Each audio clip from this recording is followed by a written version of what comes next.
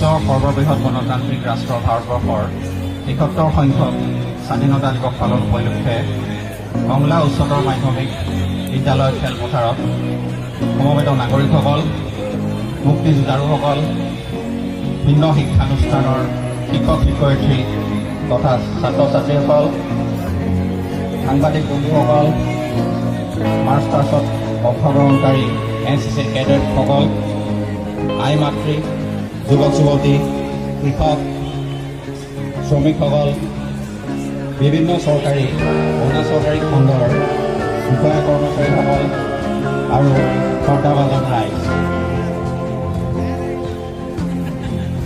আপোনালোক গণতন্ত্ৰ প্ৰেমীৰ বাবেই আজি এই পবিত্ৰ দিনত তিৰংগা পতাকাক সন্মান জনাবলৈ ইয়াত সমবেত হোৱাৰ বাবে অসম চৰকাৰ তথা ব্ৰিটিছ প্ৰশাসনৰ হৈ মই সকলোকে অভিনন্দন জনাইছোঁ।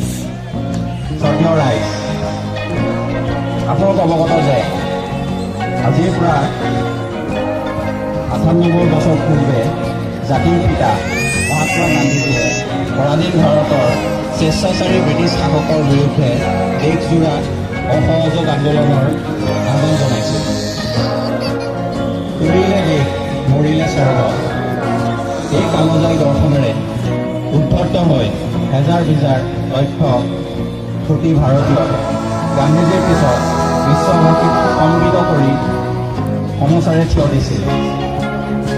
ভাৰতীয় স্বাধীনতা সংগ্ৰামৰ নাম কথা স্মৰণ কৰিলে আমাৰ মানৱ পদক মনলৈ আহে পিতৃমূৰ্তিৰ বিষয়ে।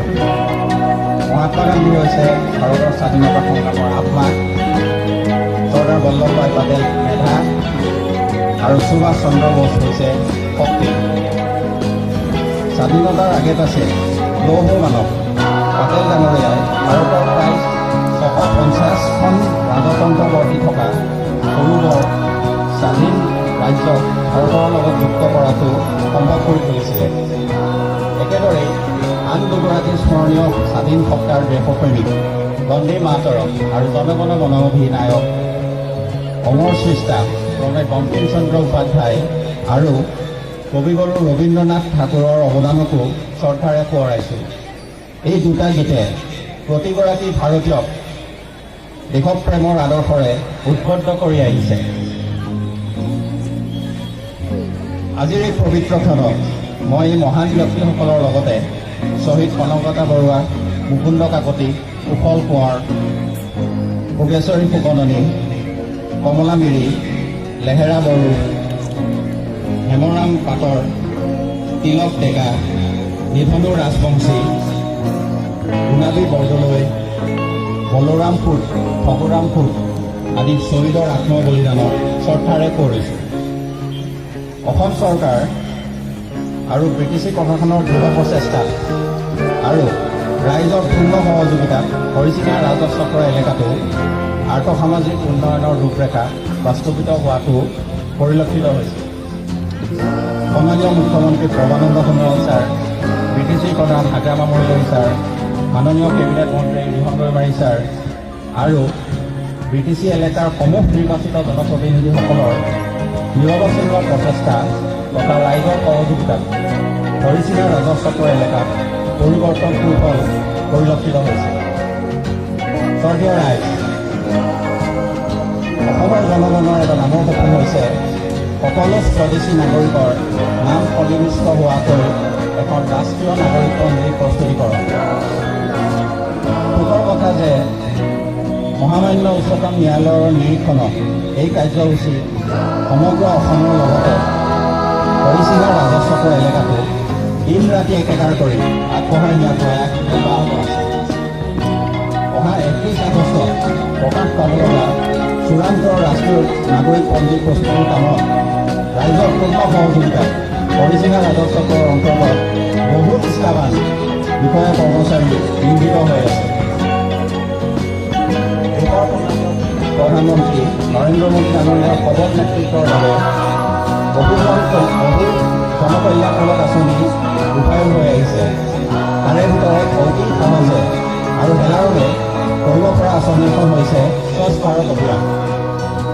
লগতে বৃক্ষৰোপণ কাৰ্যসূচীও সকলোৱে সহজে কৰিব পাৰে। শাস্ত্ৰ দেখাৰ কথা আছে, একবৃক্ষ দশপুত্ৰ সম, অৰ্থাৎ এজোপা গছ 10টা পুত্ৰৰ সমান।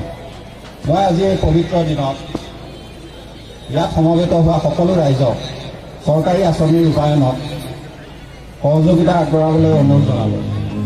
আহক আমি সকলোৱে আমাৰ ঘৰ চুবুৰী আদি পৰিষ্কাৰ ৰাখি এগৰাকী আদৰ্শ ব্যক্তি আৰু নাগৰিক হোৱাৰ পৰিচয় দিওঁ।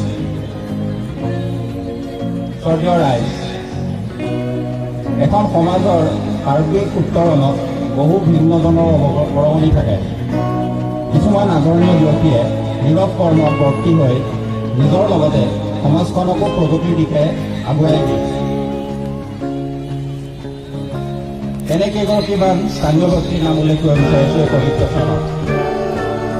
ডিমাকুছী বৰংগাজুৰি সত্ৰৰ সত্ৰাধিকাৰ হৰেকৃষ্ণ মহন্তদেৱে 50ৰ দশকতে ভাৰত ভূটান সীমান্ত অঞ্চলত বাস কৰা মানুহৰ মাজত হাজাৰ ভাষা বিভেদীক আওকাণ কৰি আধ্যাত্মিক জ্ঞানৰ পোহৰ বিলাবলৈ সক্ষম হৈছে। সেই সূত্ৰে অসমৰ মাননীয় মুখ্যমন্ত্ৰী সৰ্বানন্দ সোণোৱাল ছাৰে হৰেকৃষ্ণ মহন্ত ডাঙৰীয়াক 2018 চনৰ কালিচৰণ ব্ৰহ্ম বঁটাৰে যোৱা মাহত ওদালগুৰি জিলা সদৰত সন্মানিত কৰে। এই উদ্দেশ্যে আয়োজিত সভাত হৰিচিঙাৰ শিশিৰ কুমাৰ চুৰীদেৱক তেখেতৰ অনাবাদ্য সংগীত সাধনাৰ বাবে অন্যসকলৰ লগতে সম্বৰ্ধনা জনায়। তদুপৰি অস্থি অনুকূল চাহ বাগিচা আৰু গছৰ ওপৰত প্ৰকৃতি অনুকূল পৰ্যটন কেন্দ্ৰ স্থাপন কৰি দেশ বিদেশৰ পৰ্যটকৰ দৃষ্টি আকৰ্ষণ কৰিবলৈ সক্ষম হোৱা ডিমাকুছীৰ এনজিং বডোচাও একে ৰাজহুৱা সভাতে মুখ্যমন্ত্ৰীৰ দ্বাৰা সম্বৰ্ধনা হোৱাটো আমাৰ সকলোৰে বাবে গৌৰৱৰ কথা। স্থানীয় প্ৰশাসনৰ উদ্যোগত ৰাজহ চক্ৰ এলেকাত 7গৰাকী লোকক তেখেতৰ বিভিন্ন ক্ষেত্ৰত আগবঢ়োৱা দৃষ্টান্তমূলক বৰঙণিৰ বাবে ৰাজহুৱা সম্বৰ্ধনাৰ ব্যৱস্থা আজি কৰা হৈছে। এই লোকসকলৰ লগতে মই প্ৰণাম জনাইছোঁ প্ৰতিজন ব্যক্তিলৈ যাৰ বাবে হৰিচিঙা ৰাজহ চক্ৰ তথা সমগ্ৰ জিলাখনৰ নাম গৌৰৱ উজ্জ্বল হৈছে। এই পবিত্ৰ দিনত মই আৰু এটা সুখবৰ দিবলৈ যাই সুখী হৈছোঁ যে আমাৰ সাংস্কৃতিক মন্ত্ৰালয় অসম চৰকাৰৰ দ্বাৰা এককালীন শিল্পী পেঞ্চন ঘোষণা কৰা হৈছে। আৰু গৌৰৱৰ বিষয় এইটো যে আমাৰ গোটেই ওদালগুৰি জিলাকে ধৰি এই বঁটা পাবলৈ সক্ষম হৈছে শ্ৰীযুত জ্ঞানন্দ শইকীয়া। তেখেত আমাৰ হৰিচিঙাৰ একমাত্ৰ। তেখেতলৈ সম্বৰ্ধনা জ্ঞাপন কৰিলোঁ। সদৌ ৰাজহ চক্ৰ এলেকাত শান্তি শৃংখলা বজাই ৰাখিবৰ বাবে মই সকলোকে ধন্যবাদ জ্ঞাপন কৰিছোঁ। লগতে সকলো সৰ্বাংগীন উন্নয়নৰ বাবে ৰাইজে যাতে সহায় সহযোগিতা আগবঢ়াই যায় তাৰ বাবে মই বিনম্ৰভাৱে অনুৰোধ জনাই আজিৰ ভাষণ ইমানতেই সামৰিলোঁ। জয় হিন্দ।